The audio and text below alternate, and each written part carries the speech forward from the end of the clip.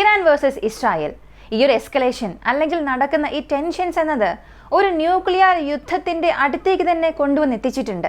അങ്ങനെയുള്ള സാഹചര്യമാണ് ഉണ്ടായിക്കൊണ്ടിരിക്കുന്നത്. ഇതിന് കാരണമായ രണ്ട് പ്രധാനപ്പെട്ട സംഭവങ്ങളാണ് നടന്നത്. ഇന്നലെ ഒറ്റ രാത്രിയിൽ മാത്രം ഇസ്രായേലിനും ഇറാനും ഇടയിൽ സംഭവിച്ചിട്ടുണ്ട്. അമേരിക്ക ഒരു വശത്ത് അവരുടെ യുദ്ധക്കപ്പലുകളെയും അവരുടെ കരിയർ സ്ട്രൈക്ക് ഗ്രൂപ്പുകളെയും മിഡിൽ ഈസ്റ്റിലേക്ക് മൂവ് ചെയ്യാൻ തുടങ്ങിയിട്ടുണ്ട്.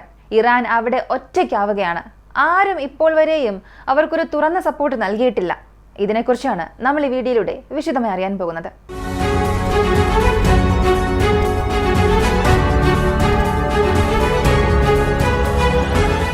ഇന്നലെ ഒറ്റ രാത്രിയിൽ മാത്രം ഇസ്രായേലിനും ഇറാനും ഇടയിൽ നടക്കുന്ന ഈ പ്രശ്നമെന്നത് ഒരു പുതിയ ഘട്ടത്തിലേക്ക് തന്നെ എത്തിയിട്ടുണ്ട്. പ്രധാനമായും അമേരിക്കയുടെ ഇന്റൽ ഇൻപുട്ട് ഇവിടെ ഇസ്രായേലിന് വളരെ അധികമായി തന്നെ ലഭിക്കുന്നുണ്ട്. മൊസാദ് എന്നത് ഇസ്രായേലിന്റെ വളരെ പ്രധാനപ്പെട്ട ഒരു ഇന്റലിജൻസ് ഏജൻസിയാണ്. ലോകത്തിലെ തന്നെ ഏറ്റവും ഉയർന്ന സ്ഥാനത്തുള്ള സംഘടന. ഇവർ ഇന്നുവരെയും ഇറാനുള്ളിൽ ചെയ്ത അസാസിനേഷൻ അറ്റംപ്റ്റ്സ് ചെറുതൊന്നുമല്ല. എന്നാൽ ഇത്തവണ മൊസാദിന് സഹായമായി അമേരിക്കയുടെ ചാരന്മാരും ഇറാനിൽ ഇറങ്ങി അവിടെ ഗ്രൗണ്ട് വർക്ക് ചെയ്യാൻ തുടങ്ങിയിട്ടുണ്ട്. ഇതിപ്പോ എങ്ങനെയുള്ള ഒരു നെറ്റ്വർക്കാണ് അകത്ത് സൃഷ്ടിച്ചത് എന്നറിയണ്ടേ? തലസ്ഥാനം തെഹ്റാനിൽ നിന്നും വെറും 13 കിലോമീറ്റർ അകലെ ഒരു മൊബൈൽ ഫാക്ടറി തന്നെ അവർ ആരംഭിച്ചിട്ടുണ്ട്. 3D പ്രിന്റിംഗ് മെഷീൻസ് വഴി 3D ഡ്രോൺസ് സൃഷ്ടിച്ച് അതിന്റെ പ്രൊജക്ഷൻ സിസ്റ്റം, അതിന്റെ എക്സോ സിസ്റ്റംസ് ഇവയെല്ലാം തലസ്ഥാനത്തിന് അടുത്ത് തന്നെ നിർമ്മിച്ച് ഈ ഒരു മൊമെന്റിന് വേണ്ടി അവർ കാത്തിരിക്കുകയായിരുന്നു. ഇപ്പോൾ ഇറാനും ഇസ്രായേലിനും ഇടയിൽ ഈ ഒരു പ്രശ്നം അധികമാകുന്ന സമയത്ത് ഈ ഡ്രോൺസ് ഉപയോഗിച്ച് തെഹ്റാൻസിന്റെ ഡിഫൻസിന് വേണ്ടി വെച്ചിരിക്കുന്ന ആ ഡിഫൻസ് നെറ്റ്വർക്സിനെല്ലാം ഇവർ തകർക്കാൻ തുടങ്ങിയിട്ടുണ്ട്. ഡ്രോൺ വഴി ഈ എയർ ഡിഫൻസ് സിസ്റ്റത്തെ ന്യൂട്രലൈസ് ചെയ്യുന്നത് ഈ കവേർഡ് ഓപ്പറേഷൻസിന്റെ ഒരു ഭാഗമാണ്. എന്നാൽ ഇറാൻ ഇവിടെ ശ്രദ്ധിച്ചത് ഈ ഡ്രോൺസിന്റെ എല്ലാം മാക്സിമം റേഞ്ച് 13-14 കിലോമീറ്റർ ആണ്. അപ്പോൾ തലസ്ഥാനത്ത് വന്ന് ഈ ഡ്രോൺ ആക്രമിക്കണം എന്നുണ്ടെങ്കിൽ ഇറാന്റെ പ്രാന്തപ്രദേശത്ത് നിന്ന് മാത്രമേ ലോഞ്ച് ചെയ്തിട്ടുണ്ടാവുകയുള്ളൂ. അതിനാൽ അവിടെ പുതുതായി വന്ന ചില സൗകര്യങ്ങൾ, പുതുതായി വന്ന് താമസിച്ചവർ, അവിടെ സംശയം തോന്നിക്കുന്ന എല്ലാവരെയും ഇറാൻ അന്വേഷിക്കാൻ തുടങ്ങിയിട്ടുണ്ട്. അതിലായിരുന്നു ഈ ഡ്രോൺ ഫാക്ടറി അകപ്പെട്ടത്. കൂടെ തന്നെ 2500 കിലോ സ്ഫോടക വസ്തുക്കളും ഫയർ കോസ് ചെയ്യുന്ന മെറ്റീരിയൽസും അവിടെ നിന്നും കണ്ടെടുത്തു. അവിടെ നിന്ന് 18 പേരെയോളം അറസ്റ്റ് ചെയ്തിട്ടുണ്ട്. ഇവരുടെ വിശദാംശങ്ങൾ എത്രയും വേഗം നൽകുമെന്നും പറഞ്ഞിട്ടുണ്ട്. അപ്പോൾ ചാരന്മാരുടെ പ്രവർത്തനം ഇത്രത്തോളം ഇറാനുള്ളിൽ സംഭവിക്കുമ്പോൾ അപ്പോൾ ഈ രണ്ട് രാജ്യങ്ങളും കഴിഞ്ഞ 2 ദിവസമായി ചെയ്യുന്ന കാര്യങ്ങളെല്ലാം മിഡിൽ ഈസ്റ്റിൽ ഇതുവരെയും സംഭവിക്കാത്ത കാര്യങ്ങളാണ്. ഇതിനകം ഇസ്രായേലിനെ ഇറാൻ ലക്ഷ്യം വെച്ച് ആക്രമിക്കുമ്പോഴെല്ലാം അവരുടെ ബാലിസ്റ്റിക് മിസൈൽസ് എന്നത് പഴയ ഓപ്പറേഷൻസിലൊക്കെ വലിയ ഇമ്പാക്റ്റ് ഒന്നും സൃഷ്ടിച്ചിട്ടില്ല. താഴെ വന്ന് വീണ് പൊട്ടിത്തെറിച്ചാലും കാഷ്വാലിറ്റീസ് കൗണ്ട് വലിയ രീതിയിൽ ഉണ്ടാകില്ല. പക്ഷേ ഇന്നലെ ഒറ്റ രാത്രി ഇസ്രായേലിനെതിരെ ഇറാൻ നടത്തിയ ആക്രമണത്തിൽ 8 പേരോളം കൊല്ലപ്പെട്ടിട്ടുണ്ട്. അതിൽ ഒരു അപ്പാർട്ട്മെന്റിൽ 4 വ്യക്തികൾ മരിച്ചു. ഇപ്പോൾ ഞാനൊരു ഇമേജ് ഡിസ്പ്ലേ ചെയ്യാം. ഇതിനു മുൻപ് ഇസ്രായേലിനെതിരെ ഇറാൻ ഇങ്ങനൊരു സ്ട്രൈക്ക് ചെയ്തിട്ടേ ഇല്ല. അവരുടെ ബങ്കേഴ്സിനെ പെനട്രേറ്റ് ചെയ്ത് ഒരു വലിയ എക്സ്പ്ലോഷൻസ് നടത്തുന്ന രീതിയിൽ കൂടുതൽ മിസൈൽസിനെ ഒരു പെർട്ടിക്കുലർ സ്ഥലത്തെ നോക്കി അയച്ചിട്ടുണ്ട്. ഇതിൽ ബങ്കർ ബസ്റ്റിംഗ് ബോംബ്സ് ഇറാൻ ഉപയോഗിച്ചിട്ടില്ല. എന്നാൽ ഈ ബാലിസ്റ്റിക് മിസൈൽസ് തന്നെ ഒരു പ്രത്യേക സ്ഥലത്ത് കൂടുതൽ ആക്യുറസിയോടുകൂടി വരുമ്പോൾ അവിടെ ഏത് ഷെൽട്ടർ ഉണ്ടെങ്കിൽ പോലും അത് തുളച്ചകത്തേക്ക് കയറും. ഈ ബങ്കറിനുള്ളിലുണ്ടായിരുന്ന 3 വ്യക്തികൾ മരിച്ചു. മറ്റൊരു വ്യക്തി പുറത്തുള്ളപ്പോൾ തന്നെ മരിച്ചിട്ടുണ്ട്. അപ്പോൾ മൊത്തം 8 പേർ ഇന്നലെ ഒറ്റ രാത്രിയിൽ ഇറാൻ നടത്തിയ ആക്രമണത്തിൽ ഇസ്രായേൽ കൊല്ലപ്പെട്ടു. അതേസമയം ഇസ്രായേൽ ഇറാനുള്ളിൽ ചെന്ന് ആക്രമിച്ചല്ലോ, അതിന്റെ വിശദാംശം നോക്കുകയാണെങ്കിൽ 3 പ്രധാനപ്പെട്ട ബേസസ്, ഈ ഖുറൻഷാ ബേസ് തെഹ്റാനെ ഡിഫൻസ് നൽകുന്നതിൽ പ്രധാനപ്പെട്ട ഒരു യൂണിറ്റാണിത്. തലസ്ഥാനത്തെ നമ്മൾ സംരക്ഷിക്കണം എന്നുണ്ടെങ്കിൽ അതിനെ ചുറ്റി ഫോർവേഡ് പൊസിഷനിൽ ഒരു 3-4 ബേസുകൾ ഉണ്ടാകും. അങ്ങനെ നോക്കിയാൽ തെഹ്റാനെ സംരക്ഷിക്കുന്നതിൽ പ്രധാനപ്പെട്ട ഒരു ബേസ് ആയിരുന്നു ഇത്. ഇതിന്റെ കംപ്ലീറ്റ് ഡിഫൻസ് നെറ്റ്വർക്കിനെയും ഞങ്ങൾ നശിപ്പിച്ചു. കൂടാതെ അവിടെ നിർത്തിവെച്ചിരിക്കുന്ന ഏർലി വാർണിംഗ് റേഡാർസിനെ ഞങ്ങൾ നശിപ്പിച്ചു എന്നുള്ള അറിയിപ്പ് കൊടുത്തു. ഇസ്രായേലിലെ ഡിഫൻസ് ഫോഴ്സസ് അറിയിപ്പ് കൊടുത്തു. കൂടെ തന്നെ 14 സ്ഥലങ്ങളിൽ ഈ എമിനേഷൻ ഡിപ്പോസ് ഉണ്ടാകുമല്ലോ, മിസൈൽ സ്റ്റോർ ചെയ്ത് വെച്ചിരിക്കുന്ന സ്ഥലങ്ങൾ, അതിനാവശ്യമായ സ്ഫോടക വസ്തുക്കൾ സ്റ്റോർ ചെയ്ത് വെച്ചിരിക്കുന്ന സ്ഥലങ്ങൾ, ഇങ്ങനെ ഇത്രയേറെ സ്ഥലങ്ങളിൽ ഉണ്ടായിരുന്ന എമിനേഷൻസും ഞങ്ങൾ നശിപ്പിച്ചു എന്ന് പറഞ്ഞു. അപ്പോൾ കഴിഞ്ഞ രാത്രി മുതൽ ഇപ്പോൾ വരെയും ഇസ്രായേൽ ഇറാൻ നൽകിയ നഷ്ടങ്ങൾ എന്നത് അവരുടെ ബാലിസ്റ്റിക് മിസൈൽസ് ലോഞ്ചേഴ്സ് 3-1 നശിപ്പിച്ചു. അതായത് ഇപ്പോൾ ഒരു 300 ലോഞ്ചർ ഉണ്ടെങ്കിൽ അതിൽ 100 ലോഞ്ചർ നശിപ്പിച്ചു. മാത്രമല്ല 65-ലധികം മിസൈൽസ് ഇറാൻ ലോഞ്ച് ചെയ്യാൻ തയ്യാറായിരുന്നു. ആ സൈറ്റ്സിനെയും ഞങ്ങൾ നശിപ്പിച്ചു. അടുത്തൊരു സ്റ്റോറേജ് ഫെസിലിറ്റി ഉണ്ടായിരുന്നു, അത് നശിപ്പിച്ചു. ഒരുപക്ഷെ അതിനെ ഞങ്ങൾ നശിപ്പിച്ചില്ലായിരുന്നെങ്കിൽ ഇസ്രായേലിനെതിരെ ഇന്നലെ രാത്രി കൂടുതൽ മിസൈൽസ് ഇറാൻ അയച്ചിട്ടുണ്ടാകും എന്നൊരു ക്ലെയിം നടത്തി.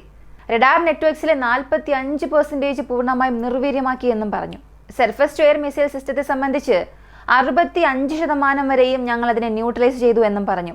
ഇതിന്റെ തെളിവുകൾ, ചില ഫൂട്ടേജ് നൽകിയാൽ പോലും ഇത്രത്തോളം അധികമായ നഷ്ടം ഇവർ അവിടെ ഉണ്ടാക്കിയിട്ടുണ്ടോ എന്നുള്ളത് ഒരു സംശയമാണ്. ഇതിനെക്കുറിച്ച് ചില ദിവസങ്ങൾ കഴിഞ്ഞ് മാത്രമേ അറിയാൻ സാധിക്കൂ. കാരണം ഈ തലസ്ഥാനത്ത് ഡീകോയ് സ്റ്റേഷൻസും ഇസ്രായേൽ ആക്രമിച്ചിരുന്നു.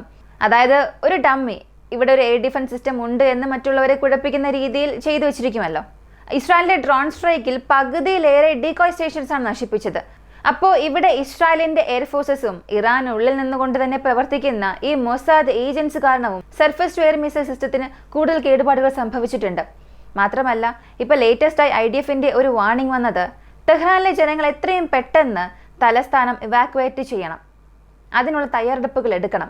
ഈ ഒരു സ്റ്റേറ്റ്മെന്റ് വ്യക്തമാക്കുന്നത് എപ്പോൾ വേണമെങ്കിലും ടെഹ്റാനിൽ ഇസ്രായേൽ ആക്രമിക്കാൻ തയ്യാറായിരിക്കുകയാണ്. അങ്ങനെ ആക്രമിക്കുമ്പോൾ സാധാരണക്കാരുടെ മരണം അവിടെ ഒഴിവാക്കാൻ വേണ്ടിയും ഒരു സൈക്കോളജിക്കൽ വാർഫെയറായി ചെയ്യുകയാണ്. കാരണം ഇങ്ങനെ ഒരു പ്രശ്നം ഉണ്ടാകുമ്പോൾ ഇസ്രായേലിന്റെ പ്രധാനപ്പെട്ട ലക്ഷ്യം എന്തായിരിക്കും എന്ന് ചോദിച്ചാൽ അവിടെ ഒരു ഭരണമാറ്റം സംഭവിക്കണം. ഇതിനു മുൻപ് അവിടെ ഭരിച്ച വ്യക്തികളുടെ കൈകളിലേക്ക് ഭരണം പോകണം, അല്ലെങ്കിൽ ഇസ്രായേലിന് അനുകൂലമായ ഒരു ഭരണമാറ്റം അവിടെ സംഭവിക്കണം എന്നുള്ളതാണ് ഇസ്രായേലിന്റെ പദ്ധതി. അപ്പോൾ ഇങ്ങനെ ഒരു സൈക്കോളജിക്കൽ വാർഫെയർ ചെയ്യുകയാണെങ്കിൽ അവിടെ ജനകീയ വിപ്ലവം അവിടെ സംഭവിക്കുമെന്നുള്ളതാണ് ഇവരുടെ ഒരു അചഞ്ചലമായ വിശ്വാസം. അതിൻ്റെ ഭാഗമായാണ് ഇങ്ങനെയുള്ള സൈക്കോളജിക്കൽ വാർഫെയർ ചെയ്യാൻ തുടങ്ങിയത്. അപ്പോൾ എന്തെങ്ങനെയായാലും ഇസ്രായേലിനുള്ളിൽ ഇറാൻ ഒരു മേജർ സ്ട്രൈക്ക് ചെയ്യും. ഇതിന് കാരണം പ്രധാനപ്പെട്ട 7 IRGC കമാൻഡോസിനെയാണ് ഇവിടെ ഇറാൻ നഷ്ടപ്പെട്ടിരിക്കുന്നത്. അവരുടെ ഫോട്ടോസാണ് നിങ്ങളിപ്പോൾ കാണുന്നത്. 7 പേരെയും ഒറ്റ ദിവസത്തിൽ ഇറാൻ നഷ്ടപ്പെടുത്തി.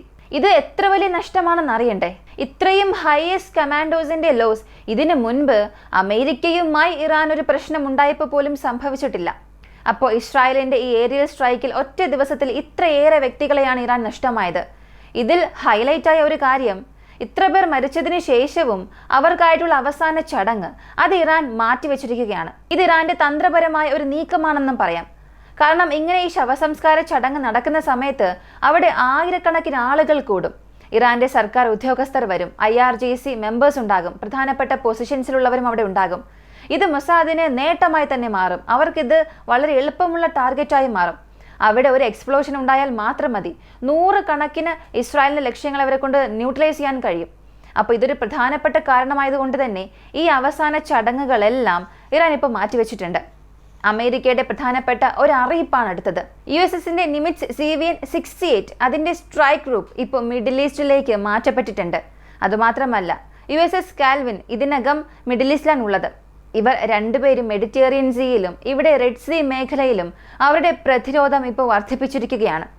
അപ്പോൾ അമേരിക്ക ഇവിടെ നേരിട്ട് അകത്തേക്ക് വരുന്നതിൻ്റെ ഒരു വലിയ സൂചന ഇത് കാണുകയാണ്. മാത്രമല്ല, എപ്പോഴും ഇല്ലാത്ത രീതിയിൽ വലിയൊരു അമേരിക്കൻ ടാങ്കർ ഫ്ലീറ്റ് പോലും അമേരിക്കയിൽ നിന്ന് തിരിക്കാൻ തുടങ്ങിയിട്ടുണ്ട്. ഇതിലൂടെ നമുക്ക് വ്യക്തമാകുന്നത് ഒരേ ഒരു കാര്യമാണ്. ഇത് കേൾക്കുമ്പോൾ നിങ്ങളൊരു പക്ഷേ പറയാം, ഫ്രാൻസ് പോലും ഒരുപാട് എയർ ഷോസ് ഒക്കെ നടത്തുന്നുണ്ടല്ലോ, പ്രധാനപ്പെട്ട ഡിഫൻസ് എക്സസൈസ് ഒക്കെ നാറ്റോ രാജ്യങ്ങൾക്കിടയിൽ നടത്തുന്നുണ്ട്. എന്നാൽ അവസാനം അതിനു വേണ്ടിയാണെങ്കിലും ഒരുപക്ഷെ അമേരിക്ക ഈ ഫ്ലീറ്റിനെ അങ്ങോട്ടേക്ക് കൊണ്ടുപോകലാമെന്നു. പക്ഷേ അമേരിക്ക 2018 വെറും 8 ടാങ്കേഴ്സിനെ മാത്രമാണ് ഇങ്ങനെ മൾട്ടിപ്പിൾ എക്സസൈസ് നടത്തുമ്പോൾ അവരുടെ ടാങ്കർ ഫ്ലീറ്റിൽ നിന്നും പുറത്തേക്ക് അയച്ചത്. എന്നാൽ 24 അധികം വിമാനങ്ങളെ ഒറ്റ സമയത്ത് അയക്കുന്നത് ഇവിടെ എക്സസൈസിന് വേണ്ടി മാത്രമായിരിക്കില്ല. ക്ലിയറായി ഇറാന് എതിരെയുള്ള ഒരു യുദ്ധത്തിൽ അവർ തയ്യാറെടുക്കുകയാണ്. അതിനായിട്ടുള്ള എല്ലാ സാഹചര്യങ്ങളും അവർക്ക് അനുകൂലമായി ഉപയോഗിക്കാൻ തുടങ്ങിയിട്ടുണ്ട്. ഇത് ഇറാനൊരു നല്ല കാര്യമേ അല്ല. ശരി, അങ്ങനെ അമേരിക്ക ഇറാനിൽ കൈവയ്ക്കുകയാണെങ്കിൽ ഇറാന് വേണ്ടി റഷ്യ വരില്ലേ, ചൈന വരില്ലേ എന്നൊക്കെ ചോദിച്ചാൽ തീർച്ചയായും ഇപ്പോഴത്തേക്ക് ആരും നേരിട്ട് വരില്ല. ട്രംപ് അഡ്മിനിസ്ട്രേഷനെ സംബന്ധിച്ചിടത്തോളം അവർ ഇറാനെ ന്യൂട്രലൈസ് ചെയ്യാൻ, ഇറാൻ വഴി വരുന്ന ത്രെഡിനെ ന്യൂട്രലൈസ് ചെയ്യാൻ എന്ത് വില വേണമെങ്കിലും നൽകാൻ തയ്യാറായിരിക്കും. മാത്രമല്ല, ഇപ്പോൾ റഷ്യ ഉക്രൈനിൽ ബിസി ആയിരിക്കുകയാണ്. കാരണം സുമി റീജിയണിൽ മാത്രം ഇന്നലെ ഒറ്റ ദിവസത്തിൽ 40-ൽ കൂടുതൽ സ്ഥലങ്ങളിൽ 48 സ്ഥലങ്ങളിൽ റഷ്യ അഡ്വാൻസ്ഡ് അകത്തേക്ക് പോയിട്ടുണ്ട്. മറുവശത്ത് നോക്കിയാൽ ചൈന തൈവാനെ നോക്കി അവരുടെ യുദ്ധക്കപ്പലുകളെ 2-3 വിഭാഗമാക്കി തിരിച്ച് ചുറ്റി വട്ടമിടാൻ തുടങ്ങിയിട്ടുണ്ട്. അപ്പോൾ ഇസ്രായേൽ ഇറാനെ ഇവിടെ ആക്രമിക്കാൻ തുടങ്ങുമ്പോൾ ഈ 2 പ്രധാനപ്പെട്ട ഫ്ലാഷ് പോയിന്റ്സിലും എന്തോ ഒരു വലിയ കാര്യം സംഭവിക്കാൻ പോവുകയാണ്. ഇറാൻ അവിടെ ഒറ്റയ്ക്കാവുകയും ചെയ്യും. അവർക്ക് മുൻപ് സപ്പോർട്ട് ചെയ്തിരുന്ന ഹിസ്ബുള്ള അല്ലെങ്കിൽ മറ്റ് സംഘടനകളായാലും ഇപ്പോൾ വീക്കസ്റ്റ് പൊസിഷനിലാണുള്ളത്. ഇവർക്ക് കൈകൊടുക്കാൻ അകത്തേക്ക് വരാൻ പറ്റുമെങ്കിൽ അതിപ്പോൾ ഹൂത്തികളെ കൊണ്ട് മാത്രമേ സാധിക്കുകയുള്ളൂ. എന്നാൽ അവരെ കൊണ്ട് എത്രത്തോളം ഈ പ്രശ്നത്തെ തീർക്കാൻ കഴിയുമെന്നുള്ളതും അറിയില്ല. അപ്പോൾ ഇറാനുള്ള ഒരേ ഒരു ഓപ്ഷൻ എന്നത് ഒന്നുകിൽ ഡീൽ അവസാനിപ്പിക്കുക, അല്ലെങ്കിൽ ആരുടെ സഹായവും പ്രതീക്ഷിക്കാതെ ഒറ്റയ്ക്ക് നിന്ന് അമേരിക്കയെയും ഇസ്രായേലിനെയും കൈകാര്യം ചെയ്യുക എന്ന നിർബന്ധത്തിലേക്ക് തള്ളപ്പെടും. ഈ ഒരു വീഡിയോയെക്കുറിച്ചുള്ള നിങ്ങളുടെ അഭിപ്രായം എന്താണെന്നുള്ളത് കമൻറ്റിൽ പറയുക. കൂടുതൽ അപ്ഡേറ്റ്സിനായി വോയിസ് ഓഫ് വിക്കി സബ്സ്ക്രൈബ് ചെയ്യുക. മറ്റൊരു വീഡിയോയുമായി വീണ്ടും കാണാം.